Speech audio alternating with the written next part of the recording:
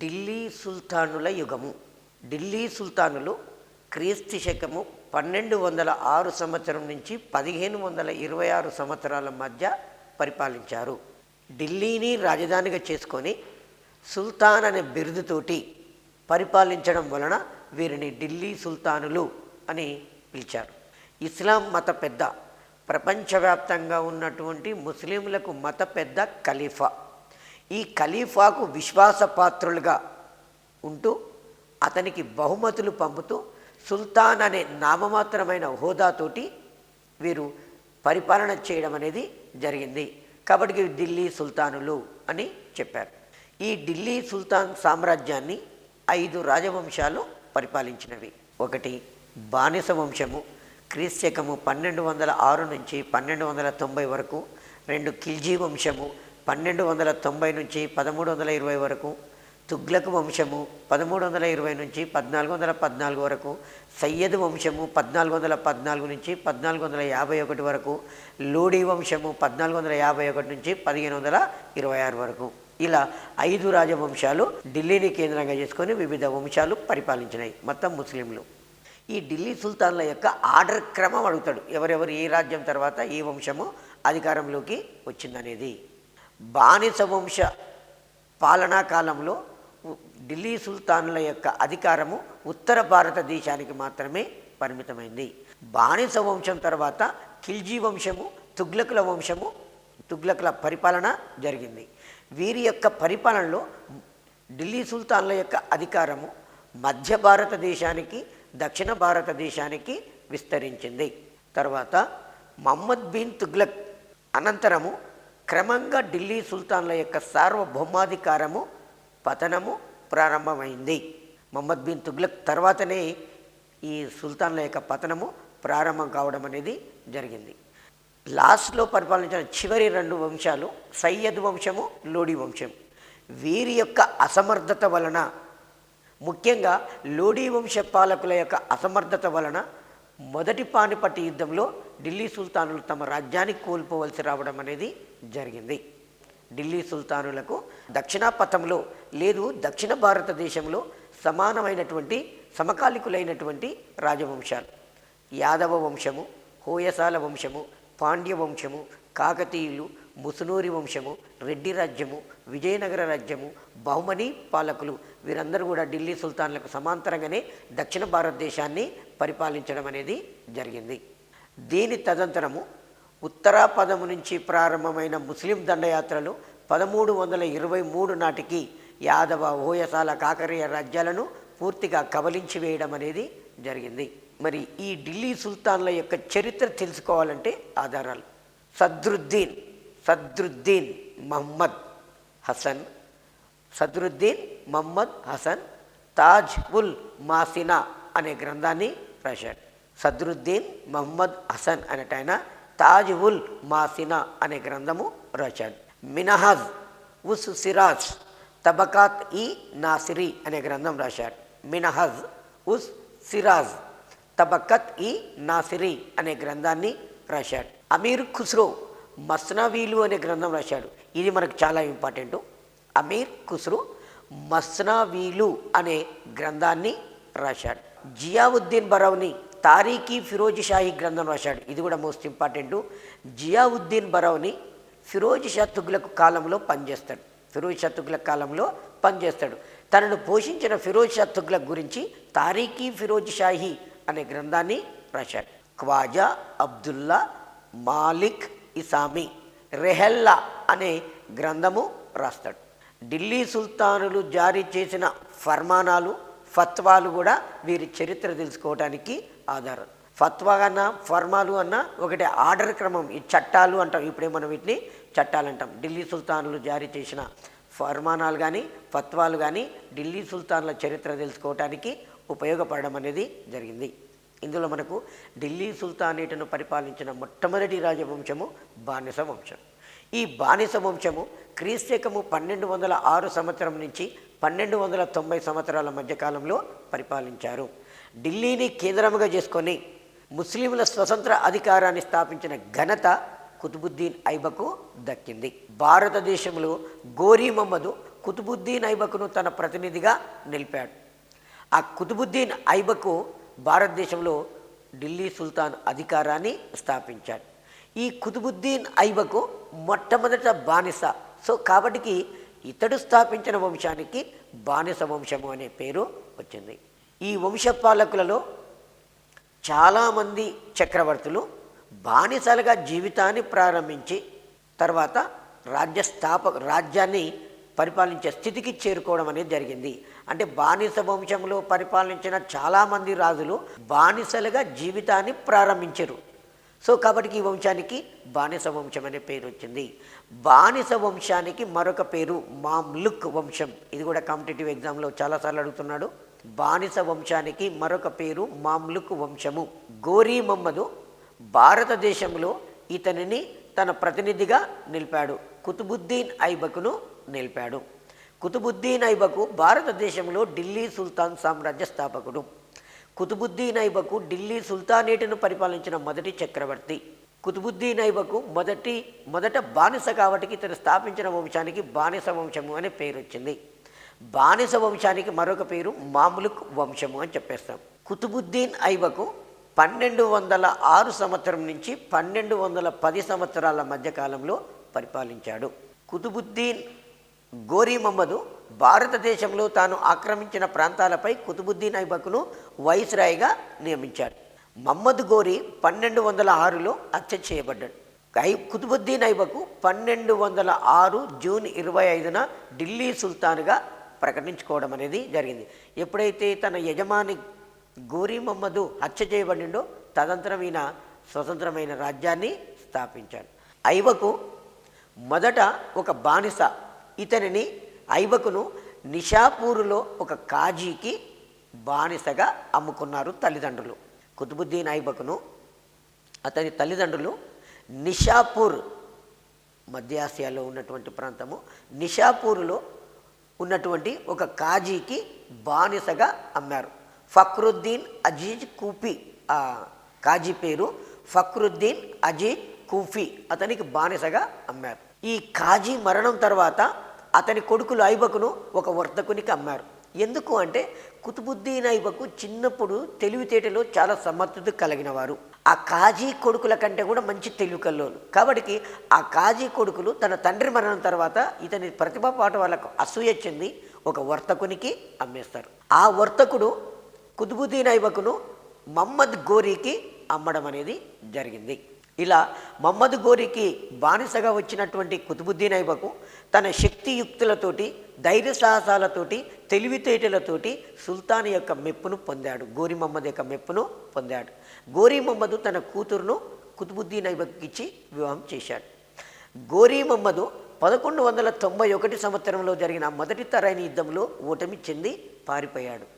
తదనంతరము 1192లో జరిగిన రెండవ తరైన యుద్ధంలో గోరీ మహమ్మద్ విజయం సాధించాడు. రెండవ తరైన యుద్ధంలో గోరీ మహమ్మద్ విజయం సాధించడంలో కీలక పాత్ర పోషించింది కుతుబుద్దీన్ ఐబక్. కుతుబుద్దీన్ ఐబక్ 1192 సంవత్సరంలో జరిగిన రెండవ తరైన యుద్ధంలో కీలక పాత్ర పోషించాడు. తర్వాత మహమ్మద్ గోరీ సేనాలలో ఒకడు తాజ్ ఉద్దీన్ ఎల్డజ్ యొక్క కుమార్తెను కుతుబుద్దీన్ ఐబక్ వివాహం చేసుకున్నాడు.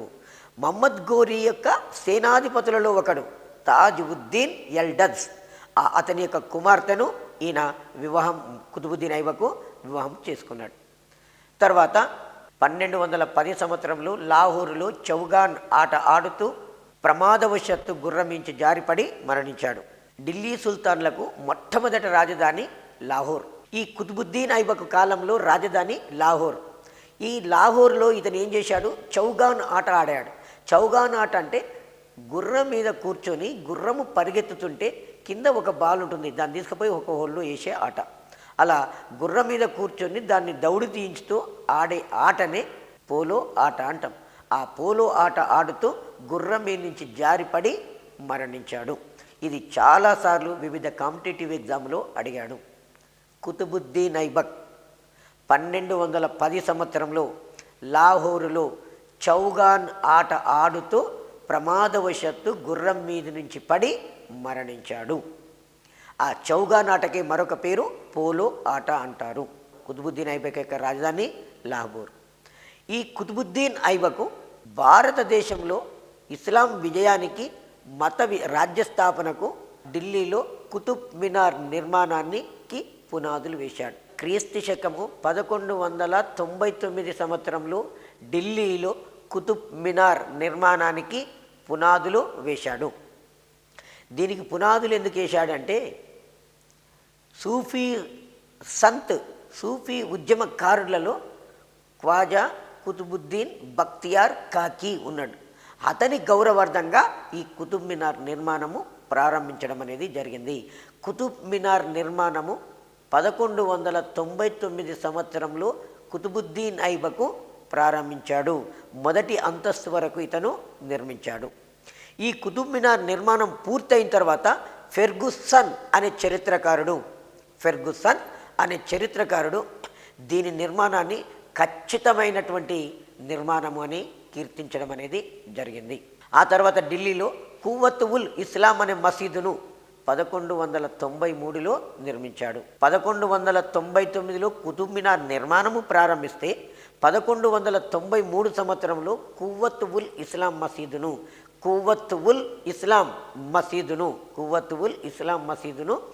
ఈయన నిర్మించడం అనేది జరిగింది. అలాగే అజ్మీర్లో ఢిల్లీని పట్టుకున్నందుకు అరహద్దీన్ కాజోఫ్రా మసీదును నిర్మించాడు. మసీదు ఎక్కడ? అజ్మీర్లో నిర్మించాడు. ఈ కుతుబుద్దీన్ ఐబకును కవులు ఏమని కీర్తించారంటే లాక్ బక్ష్ అని కీర్తించారు. లాక్ బక్ష్ అనగా అక్షర లక్షలు ఇచ్చేవాడు అని అర్థం. ఇది చాలా ఇంపార్టెంట్. నెంబర్ ఆఫ్ టైమ్స్ అడిగండి. కవులు పండితులు కుతుబుద్దీన్ ఐబక్ని ఏమన్నారు? లాక్ బక్ష్ అని కీర్తించారు. లాక్ బక్ష్ అంటే అక్షర లక్షలు ఇచ్చేవాడు అని అర్థం. టోటల్గా తీసుకున్నట్టయితే కుతుబుద్దీన్ ఐబక్ గురించి వచ్చే క్వశ్చన్లు గత ప్రీవియస్ ఎగ్జామ్లలో గోరీ మహమ్మద్ భారతదేశంలో తన ప్రతినిధిగా ఎవరిని నిలిపాడు? కుతుబుద్దీన్ ఐబక్ను నిలిపాడు. కుతుబుద్దీన్ ఐబక్ భారతదేశంలో ఢిల్లీ సుల్తాన్ సామ్రాజ్య స్థాపకుడు. కుతుబుద్దీన్ ఐబక్ మొదట బానిస కాబట్టి ఇతను స్థాపించిన వంశానికి బానిస వంశము అనే పేరు వచ్చింది. కుతుబుద్దీన్ ఐబక్ ఢిల్లీలో కుతుబ్ మినార్ నిర్మాణాన్ని 1199లో ప్రారంభించాడు. తర్వాత కుతుబుద్దీన్ ఐబక్ ఢిల్లీలో కువ్వత్ ఉల్ ఇస్లాం మసీదును 1193లో నిర్మించాడు. అలాగే అజ్మీర్లో అరహద్దీన్ కాజోఫ్రా అనే మసీదును కట్టించాడు. కవులు పండితులు కుతుబుద్దీన్ ఐబక్ను లాక్ బక్ష్ అని కీర్తించారు. ఐబక్ మరణించిన తర్వాత ఇల్టుట్మిష్ అనేట ఆయన 1211 సంవత్సరం నుంచి 1236 సంవత్సరాల మధ్యకాలంలో పరిపాలించాడు. వీరి పరిపాలన కాలాలు కూడా ఇంపార్టెంటు. 1206 నుంచి 1210 వరకు కుతుబుద్దీన్ ఐబక్, 1211 నుంచి 1236 వరకు ఇల్టుట్మిష్ పరిపాలించారు. కుతుబుద్దీన్ ఐబక్ తర్వాత అతని కుమారుడు ఆరం షాను ఢిల్లీ సర్దారులందరూ కలిసి సింహాసనం మీద కూర్చోబెట్టారు. ఆ తర్వాత ఆరాం షా యొక్క అసమర్థత ఆసరాగా తీసుకొని ఇల్టుట్మిష్ ఆరాం షాను తొలగించి అధికారంలోకి రావడం అనేది జరిగింది. తర్వాత ఇల్టుట్మిష్ రాజ్య పరిపాలన చేసేటప్పుడు 1214 సంవత్సరంలో గజనీ పాలకుడైన తాజుద్దీన్ ఎల్డజ్ అనేవాడు ఢిల్లీ మీద దాడి చేస్తాడు. ఆ తాజుద్దీన్ యొక్క సైన్యాలను తరైన్ యుద్ధంలో ఓడించడం అనేది జరిగింది. ఇల్టుట్మిష్ 1214 సంవత్సరంలో గజనీ పాలకుడైన తాజుద్దీన్ ఎల్డజ్ యొక్క సైన్యాలను తరైన్ యుద్ధంలో ఓడించాడు. 1229 సంవత్సరంలో ఇతను ఖలీఫాకు ఒక అర్జీ పెట్టుకున్నాడు. నేను మీకు ప్రతినిధిగా ఈ భారతదేశాన్ని పరిపాలిస్తున్నాను కాబట్టి నన్ను సుల్తాన్గా మీరు అంగీకరించగలరని ఒక అప్లికేషన్ పెట్టుకొని ఆయనకు కొన్ని బహుమతులు పంపించాడు. ఆ విధంగా ఖలీఫా అనేవాడు మొట్టమొదటిసారిగా భారతదేశ చక్రవర్తిగా ఇల్టుట్మిష్ను గుర్తించాడు. ఇది చాలా ఇంపార్టెంటు. ఖలీఫా ఇతనిని భారతదేశపు సుల్తాన్గా గుర్తించాడు. ఎవరిని? ఇల్టుట్మిష్ను భారతదేశ సుల్తాన్గా గుర్తించాడు మొదటి వ్యక్తి. ఈ ఇల్టుట్మిష్ కాలంలో చిహల్గనీ కూటమి ఏర్పడింది. చిహల్గనీ కూటమి అనగా 40 మంది తురుష్క సర్దారుల కూటమి. చాలాసార్లు అడిగాడు. చిహల్ గని కూటమి అనగా 40 మంది తురుష్క సర్దారుల కూటమి. ఇస్లాం నీతి నియమాల ప్రకారంగా చక్రవర్తికి పరిపాలనలో సహాయపడటానికి ఈ కూటమి ఏర్పడింది. వీరందరూ 40 మంది ఒక కూటమిగా ఏర్పడి ఇస్లాం సాంప్రదాయం ప్రకారమే చక్రవర్తి పరిపాలించాలి అన్నట్టుగా సలహాలు ఇవ్వడం అనేది జరిగింది. ఈ ఇల్టుట్మిష్ కాలంలో మంగోలులు అనే వాళ్ళు భారతదేశం మీద దండయాత్ర చేశారు. కానీ అది కొద్దిలో తప్పిపోయింది. ఇల్టుట్మిష్ తన సామ్రాజ్యాన్ని ఇక్తాలుగా విభజించాడు. ఇక్తాపై ఇక్తాదారులను నియమించాడు. ఇక్కడ గుర్తుంచుకోవాల్సింది, ఇక్తాపై ముక్తి అను సైన్యాధికారులను, ఇది మోస్ట్ ఇంపార్టెంట్, ఇక్తాదారులను అనొచ్చు, ఇక్తాపై ముక్తి అను సైన్యాధికారులను. ఇక్తా అనేది రాష్ట్రం. ఏ రాష్ట్రము? సైనిక రాష్ట్రం. దానిని పరిపాలించేవాడు ముక్తి. ముక్తి ఎవరు? సైన్యాధికారి. ముక్తి ఎవరు? సైన్యాధికారిగా చెప్తాం. కుతుబ్ మినార్ నిర్మాణాన్ని 1229లో పూర్తి చేసిండు. 1199లో కుతుబుద్దీన్ ఐబకు కుతుబ్ మినార్ నిర్మాణము ప్రారంభించాడు. మొదటి అంతస్తును తను పూర్తి చేశాడు. మిగతా 4 అంతస్తులను ఇతను పూర్తి చేశాడు. కుతుబ్ మినార్ నిర్మాణాన్ని ఎవరు పూర్తి చేశారు? ఇల్టుట్మిష్ పూర్తి చేశాడు. ఏ సంవత్సరంలో? 1229 సంవత్సరంలో. కుతుబ్ మినార్ నిర్మాణం ఎత్తు ఎంత? 225 మీటర్లు. ఇది 5 అంతస్తులతో ఉంటుంది. కుతుబ్ మినార్ యొక్క దిగువ భాగాన 2 వరుసలలో అరబిక్ భాషలో శాసనాలు ఉన్నాయి. ఈ కుతుబ్ మినార్ యొక్క కింది భాగాన 2 వరుసలలో అరబిక్ భాషలో 2 శాసనాలు అనేవి ఉన్నవి. ఇల్టుట్మిష్ తన రాజధానిని లాహోరు నుంచి ఢిల్లీకి మార్చాడు 1911. చాలా ఇంపార్టెంటు. ఇల్టుట్మిష్ తన రాజధానిని లాహోరు నుంచి ఢిల్లీకి మార్చాడు. మొట్టమొదట ఢిల్లీ సుల్తాన్ల రాజధాని లాహోరు. కుతుబుద్దీన్ ఐబక్ కాలంలో లాహోరే రాజధాని, కానీ ఇల్టుట్మిష్ కాలంలో మాత్రము రాజధాని అనేది ఢిల్లీకి మార్చబడింది. ఇంక అక్కడి నుంచి కంటిన్యూగా రాజధాని ఢిల్లీ కొనసాగడం అనేది జరిగింది. ఇల్టుట్మిష్ వెండి టంకా, రాగి జిటాల్ అనే నాణాలను ముద్రించి వాడుకలోకి తెచ్చాడు. ఇది కూడా గతంలో అడిగాడు. ఇల్టుట్మిష్ ముద్రించిన నాణాలు వెండి టంకా, రాగి జిటాల్. ఆ తర్వాత ఇల్టుట్మిష్ ఉజ్జయిని అనే ప్రాంతం మీద దండెత్తిండు. అక్కడ సుప్రసిద్ధమైన మహంకాళి దేవాలయం అనేది ఉన్నది. ఆ దేవాలయాన్ని ధ్వంసం చేశాడు. ఇల్టుట్మిష్ ఉజ్జయినిపై దండెత్తి మహంకాళి దేవాలయాన్ని ధ్వంసం చేశాడు. ఇల్టుట్మిష్ 1236 ఏప్రిల్ 30వ తారీఖు నాడు మరణించాడు. ఇల్టుట్మిష్ మరణించిన తర్వాత అతని కుమార్తె రజియా సుల్తానా అధికారంలోకి వచ్చింది. భారతదేశ చరిత్రలో మొదటి స్త్రీ పాలకురాలు రజియా సుల్తానా. ఢిల్లీ సింహాసనాన్ని పరిపాలించిన ఏకైక మహిళ. మొట్టమొదటి అన్న ఆమె, ఏకైక అన్న ఆమె. ఎందుకంటే ఇంక మొట్టమొదటి అనటానికి వీల్లేదు. ఏకైక ఆమె ఒక్కతే పరిపాలించింది. రజియా సుల్తానా క్రీస్తు శకము 1236 సంవత్సరం నుంచి 1240 వరకు పరిపాలించింది. ఇల్టుట్మిష్ తను మరణించేటప్పుడు తన కుమారుడు సమర్థుడు కాకపోవడం వలన తన కుమార్తె రజియా సుల్తానాను తన వారసురాలుగా ప్రకటించాడు. ఈ రజియా సుల్తానా సింహాసనం అధిష్ఠించిన తర్వాత ఢిల్లీలో ఇల్టుట్మిష్ కాలంలో చిహల్గని కూటమి ఏర్పడింది. 40 మంది తురుష్క సర్దారులు. ఈ సర్దారులందరూ కూడా ఈ రజియా సుల్తానాకు వ్యతిరేకంగా కుట్రలు చేశారు. ఆ కుట్రలను ఆమె అణచలేకపోయింది. అణచలేక వాళ్ళ కుట్రలకు బలై ఢిల్లీని వదిలి పారిపోతుంది. ఎక్కడికి పారిపోయింది? బఠిండా ప్రాంతానికి, రాష్ట్రానికి పారిపోతుంది. ఆ బఠిండా అనే రాష్ట్రానికి పారిపోయి దాని పాలకుడైనటువంటి ఆల్తూనియాను వివాహం చేసుకుంది. వివాహం చేసుకొని తన భర్త అయినటువంటి బఠిండా పాలకుడు ఆల్తూనియాని తీసుకొని తిరిగి ఢిల్లీకి వస్తుంది.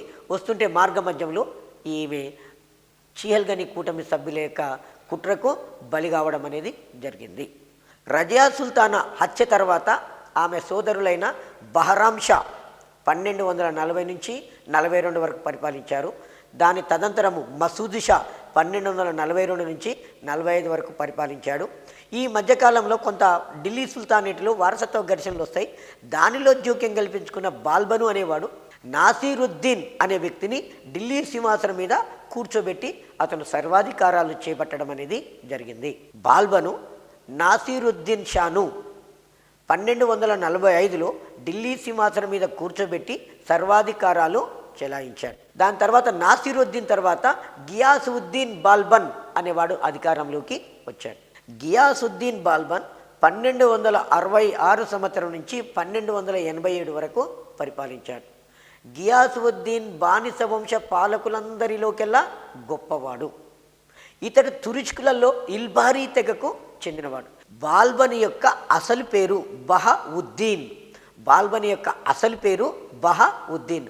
బహఉద్దీనే గియాస్ ఉద్దీన్ బాల్బన్ అనే పేరుతోటి అధికారంలోకి వచ్చారు. ఈ బాల్బన్ను చిన్నతనంలో మంగోలులు అనే వాళ్ళు ఎత్తుకొని పోయి బస్రా అనే ప్రాంతంలో ఖ్వాజా జమాలుద్దీన్కు బానిసగా అమ్ముకున్నారు. 1230 సంవత్సరంలో ఇల్టుట్మిష్ కొలువులో చేరాడు. 1230 సంవత్సరంలో ఇల్టుట్మిష్ కొలువులో చేరాడు. బాల్బను బానిసగా జీవితాన్ని ప్రారంభించినప్పుడు నీళ్లు మోసే వానిగా జీవితాన్ని గడిపాడు. చిహల్గనీ కూటమిలో సభ్యుడయ్యాడు. రజియా సుల్తానా కాలంలో ఆమెకు అమీర్ ఈ షికార్ హోదాకు ఎదిగాడు. అంటే చక్రవర్తిని వేటకు పోయేటప్పుడు వేటకు సంబంధించిన ఏర్పాట్లు చూసే అధికారి, అటవీ వేట శాఖ మంత్రిగా ఎదిగాడు. 1249లో నాసిరుద్దీన్ కుమార్తెను వివాహమాడాడు. నాసిరుద్దీన్ యొక్క కుమార్తెను వివాహమాడాడు. నాయబ్ ఈ మమాలిక్ ఉప ప్రధానమంత్రి పదవికి ఎదిగాడు నాసిరుద్దీన్ కాలంలో. 1266 సంవత్సరంలో నాసిరుద్దీన్ మహమ్మద్ మరణించిన తర్వాత తను చక్రవర్తిగా పేరు ప్రతిష్ట గియాసుద్దీన్ బాల్బన్ అనే పేరుతోటి సింహాసనము అధిష్ఠించాడు. చిహల్గనీ కూటమిలో సభ్యునిగా ఉన్నాడు. ఆ చిహల్గనీ కూటమి సభ్యులు చక్రవర్తికి ఏ విధంగా కుట్రలు వంతున్నారో తను కన్నులారా అందులో ఉండి చూశాడు. కాబట్టి ఆ చిహల్గనీ కూటమిని రద్దు చేయాలని నా ప్రయత్నం చేసిండు. అందులో భాగంగానే గూఢాచారులను నియమించి చిహల్గనీ కూటమి సభ్యుల యొక్క వ్యవహారాలను ఎప్పటికప్పటికి తెలుసుకొని ఎవరైతే కుట్ర చేస్తున్నారో ఆ కుట్ర చేసే సభ్యులను కఠినంగా శిక్షించాడు. చివరికి చిహల్గనీ కూటమినే రద్దు చేశాడు. ఇతని కాలం బాల్బన్ కాలంలో బెంగాల్ గవర్నర్ టుగ్రిల్ ఖాన్ తిరుగుబాటు చేశాడు. ఆ టుగ్రిల్ ఖాన్ యొక్క తిరుగుబాటును చాలా దారుణంగా అణచివేశాడు. మరి టుగ్రిల్ ఖాన్ తిరుగుబాటు చేసినప్పుడు ఆ తిరుగుబాటును అణచడంలో విఫలమైనటువంటి చిహల్గనీ కూటమిలో సభ్యుడిగా ఉన్నటువంటి అమీర్ ఖాన్ను కూడా దారుణంగా చంపించాడు. ఒక రాష్ట్ర పాలకుడు తిరుగుబాటు చేసిండు. ఆ విషయాన్ని పసిగట్టడంలో దాన్ని అణచడంలో చిహల్గనీ కూటమిలో సభ్యుడైన అమీర్ ఖాను విఫలమైతే వాణ్ణి కూడా కఠినంగా శిక్షించడం అనేది జరిగింది. బాల్బను సింహాసనానికి వచ్చే నాటికి సుల్తాన్ యొక్క పదవి గౌరవము దిగజారిపోయినాయి. అలాంటి దిగజారిపోయినటువంటి సుల్తాన్ యొక్క పదవికి గొప్ప గౌరవ ప్రతిష్టలు సంపాదించి పెట్టాడు. రాచరికము దైవదత్తం అని నమ్మాడు. పైగా భగవంతుని నీడ జిల్లి ఇలా అనే బిరుదు పొందిండు. జిల్లిల్లా దాన్ని భగవంతుని నీడ అంటాం. నాణాలపై ఖలీఫా పేరును ముద్రించాడు. నాణాల మీద ఖలీఫా పేరును ముద్రించాడు. మనకి ఎక్కువ క్వశ్చన్లు బాల్బన్ నుంచి వస్తాయి. బాల్బను గూఢాచారులను నియమించి చిహల్గనీ కూటమి సభ్యులను కఠినంగా శిక్షించి చిహల్గనీ కూటమిని రద్దు చేశాడు. బెంగాల్ గవర్నర్ టుగ్రిల్ ఖాన్ తిరుగుబాటు చేశాడు. ఆ టుగ్రిల్ ఖాన్ యొక్క తిరుగుబాటును అణచడంలో విఫలమైన చిహల్గనీ మూటా సభ్యులలో ఒకడైన అమీర్ ఖాన్ను కఠినంగా శిక్షించాడు. అమీర్ ఖాన్ను కఠినంగా శిక్షించడం అనేది జరిగింది. టుగ్రిల్ ఖాన్ను తిరుగుబాటు చేశాడు. ఏమని క్వశ్చన్ అడుగుతుంది ఎగ్జామినేషన్లో అంటే, బెంగాల్ గవర్నర్ టుగ్రిల్ ఖాను ఏ ఢిల్లీ సుల్తాన్ కాలంలో తిరుగుబాటు చేశాడు? లేదు, బెంగాల్ గవర్నరు టుగ్రిల్ ఖాను ఇతని కాలంలో తిరుగుబాటు చేశాడు. బాల్బన్ కాలంలో టుగ్రిల్ ఖాను తిరుగుబాటు చేశాడు. తర్వాత ఢిల్లీ సుల్తాన్ యొక్క పదవి దిగజారిపోతే దానికి గౌరవ ప్రతిష్టలు సంపాదించి పెట్టింది ఎవరు? బాల్బన్. బాల్బన్ యొక్క రాచరికము దైవదత్తం అని నమ్మాడు. రాచరికము దైవదత్తము అని నమ్మాడు. పైగా ఈయన భగవంతుని నీడ జిల్లి ఇల్లా అనే బిరుదు పొందాడు. బాల్బను తన నాణాల మీద ఖలీఫా పేరును ముద్రించాడు. ఖలీఫా ఎవరు అంటే ప్రపంచవ్యాప్తంగా ఉన్న ముస్లింల యొక్క మత పెద్ద ఖలీఫా మరియు ఒట్టోవోన్ సామ్రాజ్యానికి అధినేత. ఒట్టోవోన్ సామ్రాజ్యమే ఇప్పుడు టర్కీ దేశం అని పిలుస్తాం. ఒట్టోవోన్ సామ్రాజ్యాన్ని ఇప్పుడు మనము టర్కీ అని పిలుస్తున్నాము. ఆ టర్కీ దేశానికి అధిపతి ఖలీఫా. పైగా ప్రపంచవ్యాప్తంగా ఉన్నటువంటి ముస్లింలకు మత పెద్ద ఖలీఫా. సో కాబట్టి బాల్బను తను ముద్రించిన నాణాల మీద ఖలీఫా పేరును పెట్టి ముద్రించాడు. బాల్బను తన పరిపాలనలో పారశీక దేశపు రాచరిక విధానాలను అనుసరించాడు. దాన్నే పర్షియా దేశపు రాజరిక విధానాలు అనుసరించాడు. పర్షియా దేశపు రాజరిక విధానాలను అనుసరించిన వాడు బాల్బన్. పర్షియా దేశపు రాజరికాలు అంటే సుల్తానుకు సాష్టాంగపడి నమస్కరించడము, లేదా సుల్తాను పాదాలను కానీ సింహాసనాలను కానీ ముద్దు పెట్టుకునే పద్ధతులను ప్రవేశపెట్టడం చాలా ఇంపార్టెంటు. ఈ పారశీక సంప్రదాయాలు అంటే సుల్తాను పాదాలకు సాష్టాంగపడి నమస్కరించడము, లేదా సుల్తాన్ పాదాలను కానీ సింహాసనాలను కానీ ముద్దు పెట్టుకునే పద్ధతులు ప్రవేశపెట్టింది. అసలు ఇస్లాం మతంలో సర్వసమానత్వం అనేది ఉంటుంది.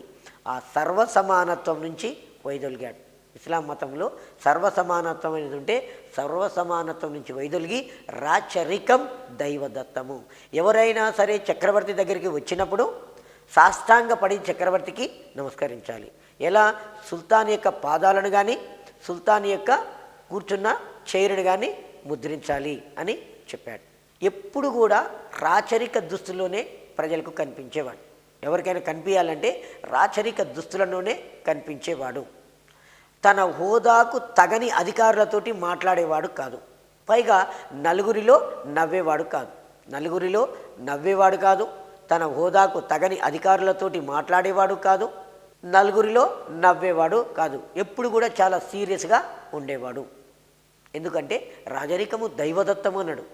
కాబట్టి ఈయన సుల్తాన్ మాట్లాడాలంటే ఈక్వల్ ఆయన హోదాకు సరిపోనుగా ఉండాలి. పైగా దర్బారులో మద్యం సేవించడము, జూదం ఆడడము నిషేధించండు. దర్బారులో మద్యం సేవించడం కానీ జూదం ఆడడం కానీ నిషేధించండు. అలా ఎవరైనా చేసినట్లయితే వాళ్ళను కఠినంగా శిక్షించాడు. చాంబర్లిన్ ద్వారా విషయాలు తెలుసుకొని సమాధానాలు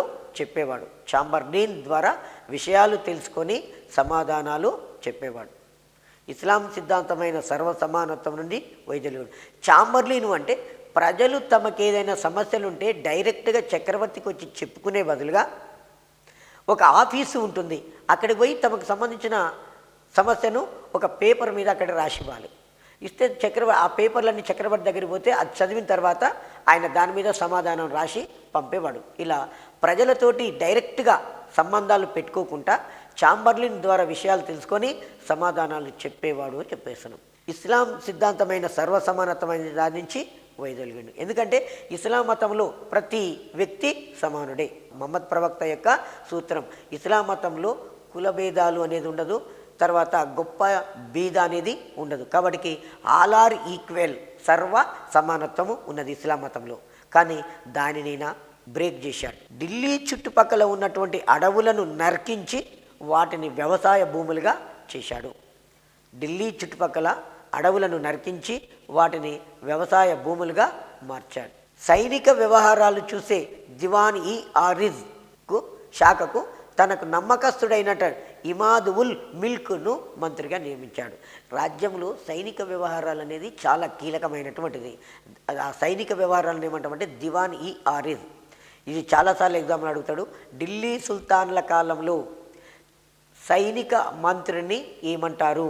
దివాన్ ఈ ఆరిజ్. ఢిల్లీ సుల్తాన్ల కాలంలో సైనిక వ్యవహారాల మంత్రిని ఏమంటారు? దివాన్ ఈ ఆరిజ్. బాల్బను ఎవరిని దివాన్ ఈ ఆరిజ్కు అధికారిగా నియమించాడు? ఇమాద్ ఉల్ మిల్క్ను మంత్రిగా నియమించాడు. బాల్బను రాజ్య పరిపాలన చేసేటప్పుడు మంగోలులు బాల్బన్ కాలంలో ఢిల్లీ సామ్రాజ్యంపై దాడి చేశారు. ఢిల్లీ సామ్రాజ్యంపై దాడి చేయడం అనేది జరిగింది. మంగోలులు దాడి చేస్తుంటే తన కుమారుడైనటువంటి మహమ్మదును, బంధువులైన షేర్ఖాను, మరో కుమారుడు బుగ్రా ఖాన్. మహమ్మదు పెద్ద కుమారుడు, బంధువు షేర్ఖాను, రెండవ కుమారుడు బుగ్రా ఖాన్లను ముల్తాన్ అనే ప్రాంతానికి, సమానా ప్రాంతానికి, దీపాల్పూర్ అనే ప్రాంతాలకు గవర్నర్గా నియమించాడు. మహమ్మదును ముల్తాన్ రాష్ట్రానికి, షేర్ఖాను సమానా రాష్ట్రానికి, మరో కుమారుడు బుగ్రా ఖాన్ను దీపాల్పూర్ ప్రాంతాలకు గవర్నర్లుగా నియమించాడు. 1270 సంవత్సరంలో మంగోలులు లాహోరు పట్టణం మీద దాడి చేసి దోచుకున్నారు. ఇక్కడ ఎగ్జామ్లోకి వచ్చాను. ఏ ఢిల్లీ సుల్తాన్ కాలంలో మంగోలులు భారతదేశంపై దాడి చేశారు? బాల్బన్ కాలంలో మంగోలులు భారతదేశంపై దాడి చేశారు. ఏ సంవత్సరంలో చేశారు? 1270 సంవత్సరంలో చేశారు. ఆ తర్వాత 1286 సంవత్సరంలో మంగోలులు భారతదేశం మీద మరొకసారి దాడి చేశారు. ఆ 1286లో మంగోలులు దాడి చేసినప్పుడు అతని పెద్ద కుమారుడు ముల్తాన్ ప్రాంతానికి గవర్నర్గా ఉన్న మహమ్మదు అనేవాడు మంగోళ్ళతో యుద్ధం చేస్తూ యుద్ధ భూమిలో మరణించాడు. పెద్ద కుమారుడు మహమ్మద్ అంటే చాలా ప్రీతి ఉండేది బాల్బన్కు. కుమారుని మరణంతో ఈయన మానసికంగా కుంగిపోయి 1287 సంవత్సరంలో బాల్బను మరణించాడు. బాల్బన్ ఏ సంవత్సరంలో మరణించాడు? 1287 సంవత్సరంలో మరణించాడు. మహమ్మద్ కుమారుడైన కైకుస్రును తన వారసునిగా ప్రకటించినాడు. కైకుస్రు అదే కైకుబాదు అంటున్నాం మనం. కైకుస్రు బుగ్రా ఖాన్ యొక్క కుమారుడు కైకుస్రు. బుగ్రా ఖాన్ యొక్క కుమారుడు కైకుస్రు తర్వాత కైకుబాదు అనేవాడు అధికారంలోకి వస్తాడు. కైకుబాదు 3 సంవత్సరాలు పరిపాలిస్తాడు. ఈ కైకుబాదు యొక్క అసమర్థతను ఆసరాగా చేసుకొని జలాలుద్దీన్ ఖిల్జీ కైకుబాదును హత్య చేసి ఖిల్జీ వంశాన్ని స్థాపించాడు. మహమ్మద్ కుమారుడు కైకుస్రును తన వారసునిగా ప్రకటిస్తాడు. కానీ ఈ కైకుస్రు అనేవాడు అసమర్థుడు. వాని వల్లనే ఈ బుగ్రా ఖాన్ యొక్క కుమారుడు కైకుబాదు అధికారంలోకి వస్తాడు. అతను 3 సంవత్సరాలు పరిపాలిస్తాడు. జలాలుద్దీన్ ఖిల్జీ కైకుబాదును హత్య చేసి రాజ్యాన్ని స్థాపించడం అనేది జరిగింది. ఇలా బానిస వంశం తర్వాత 2వ వంశము ఖిల్జీ వంశము అధికారంలోకి రావడం అనేది జరిగింది. ఢిల్లీ సుల్తాన్ సామ్రాజ్య స్థాపకుడు బాల్బన్. ఢిల్లీ సుల్తాన్ సామ్రాజ్య స్థాపకుడు కుతుబుద్దీన్ ఐబక్. ఢిల్లీ సుల్తాన్ సామ్రాజ్య స్థాపకుడు కుతుబుద్దీన్ ఐబకు. బానిస వంశ స్థాపకుడు కుతుబుద్దీన్ ఐబకు. బానిస వంశంలో చివరివాడు కైకుబాదు. బానిస వంశ రాజులందరిలోకెల్లా గొప్పవాడు బాల్బను. బానిస వంశాన్ని పరిపాలించిన ఏకైక మహిళ రజియా సుల్తానా. తర్వాత తదనంతరం ఢిల్లీని పరిపాలించిన 2వ రాజవంశము ఖిల్జీ వంశం. ఖిల్జీ వంశం వాళ్ళు 1290 నుంచి 1320 వరకు 1290 నుంచి 1320 వరకు వీరు పరిపాలించారు. బానిస వంశమును అంతం చేసి ఖిల్జీ వంశాన్ని జలాలుద్దీన్ ఖిల్జీ అనేటైన స్థాపించాడు. బానిస వంశాన్ని అంతం చేసి ఖిల్జీ వంశాన్ని జలాలుద్దీన్ ఫిరోజ్ షా ఖిల్జీ స్థాపించాడు. జలాలుద్దీన్ ఖిల్జీ బాల్బన్ కాలంలో సమాన రాష్ట్ర గవర్నర్గా బాధ్యత నిర్వర్తించాడు. జలాలుద్దీన్ ఖిల్జీ బాల్బన్ కాలంలో సమాన రాష్ట్ర గవర్నర్గా బాధ్యతలు నిర్వర్తించాడు. ఈ జలాలుద్దీన్ ఖిల్జీ 1290 సంవత్సరంలో బానిస వంశంలో చివరి రాజైనటువంటి కైకుబాదును చంపేసి 1290 జూన్ 13వ తారీఖు నాడ కిలోకారి కోటలో పట్టాభిషేకము చేసుకున్నాడు. ఇతని కాలంలో 1290 ఆగస్టులో కారా రాష్ట్ర గవర్నర్ అయిన మాలిక్ చజ్జు తిరుగుబాటు చేశాడు. ఎందుకు అంటే కైకుబాదును చంపినందుకు అతని మీద గౌరవంతో మాలిక్ చజ్జు అనేవాడు తిరుగుబాటు చేస్తే ఆ తిరుగుబాటును అణచివేసి తన అల్లుడైనటువంటి జలాలుద్దీన్ ఖిల్జీని కారా రాష్ట్ర గవర్నర్గా నియమించాడు. అలావుద్దీన్ ఖిల్జీ కారా రాష్ట్రానికి గవర్నర్గా నియమించబడ్డాడు. 1292 సంవత్సరంలో భారతదేశం మీద మంగోలులు అనేవాళ్ళు దాడి చేసి ఢిల్లీ మీదకి వచ్చారు. ఆ మంగోలులు ఢిల్లీ మీదకి దండెత్తుకొస్తే వారిని ఓడించాడు, తరిమి కొట్టి అణచివేశాడు. వారిలో కొందరు పట్టుబడి సుల్తానును క్షమించమని ప్రార్థించి ఇస్లాం మతాన్ని స్వీకరిస్తాడు. వారు భారతదేశంలో స్థిరపడటానికి అవకాశం కల్పించి వారి నాయకుడైనటువంటి ఉల్గు ఖాన్కు తన కూతుర్నిచ్చి వివాహం చేస్తాడు.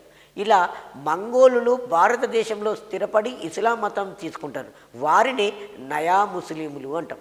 మంగోలులను ఓడించి వాళ్ళు భారతదేశంలో స్థిరపడటానికి అవకాశం కల్పిస్తాడు. పైగా వాళ్ళు ఇస్లాం మతాన్ని తీసుకుంటారు. అప్పుడు వారిని ఏమంటామంటే నయా ముస్లింలు అంటాం.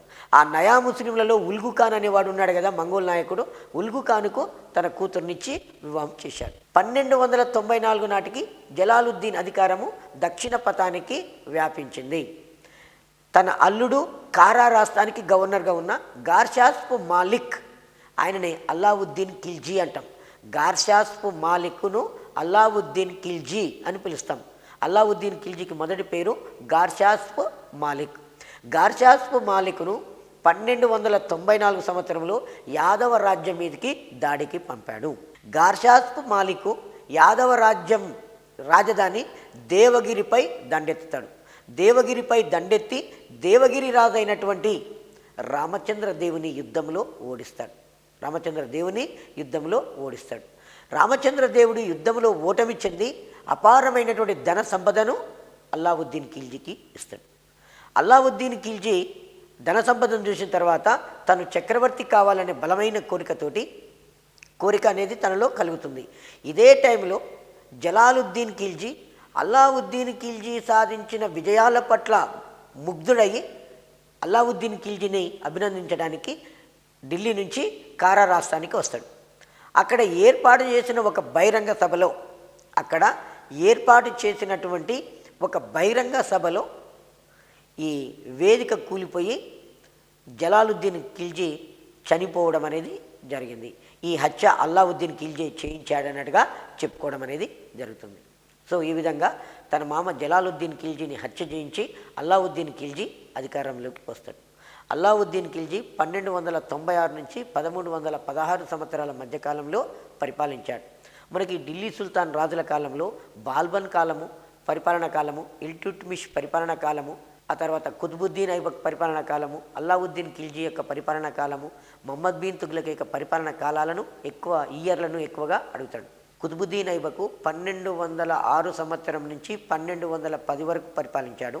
ఇల్టుట్మిష్ 1211 నుంచి 1236 వరకు పరిపాలించాడు. రజియా సుల్తానా 1236 నుంచి 1240 వరకు, బాల్బను 1266 నుంచి 1287 వరకు, అల్లావుద్దీన్ ఖిల్జీ 1296 నుంచి 1316 వరకు పరిపాలించాడు.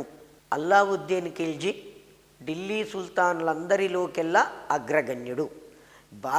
మధ్యయుగంలో భారతదేశాన్ని పరిపాలించిన రాజులందరిలోకెల్లా అగ్రగణ్యునిగా అల్లావుద్దీన్ ఖిల్జీని చెప్పుకోవచ్చు. అల్లావుద్దీన్ ఖిల్జీ నిరక్షరాస్యుడు.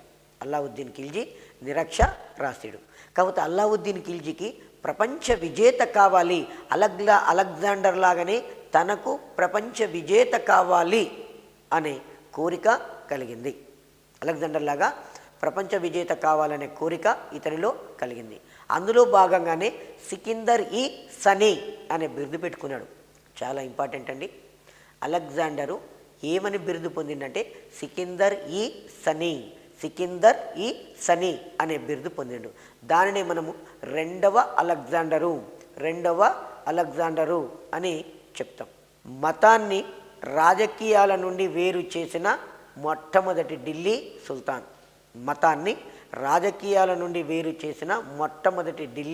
సుల్తాన్. అల్లావుద్దీన్ ఖిల్జీ. ఎందుకు అంటే మతం వేరు రాజకీయాలు వేరు అని చెప్పేసి మతాన్ని పూర్తిగా పక్కబెట్టి స్వతంత్రంగా పరిపాలించాడు. ఇస్లాం మత పెద్ద ఖలీఫా, అట్లాగే రాజ్యంలో ఉన్నటువంటి ఉలేమాలకు ప్రాధాన్యత లేకుండా పరిపాలించిన గొప్ప చక్రవర్తి అల్లావుద్దీన్ ఖిల్జీ. ఇతను హిందువుల మీద కఠినమైన పన్నులు విధించాడు. హిందువుల మీద పన్నుల భారాన్ని పెంచాడు. అల్లావుద్దీన్ ఖిల్జీకి అలెగ్జాండర్ లాగా ప్రపంచ విజేత కావాలనే కోరిక ఉన్నది. అందులో భాగంగానే సికిందర్ ఈ సనీ అనే బిరుదును పొందాడు. మతాన్ని రాజకీయాల నుంచి వేరు చేసిన పరిపాలించిన మొదటి ఢిల్లీ సుల్తాన్. మతం వేరు రాజకీయాలని చెప్పి ఉలేమాలను పక్కకు తప్పించాడు. తర్వాత ఖలీఫాలను పక్కబెట్టేశాడు.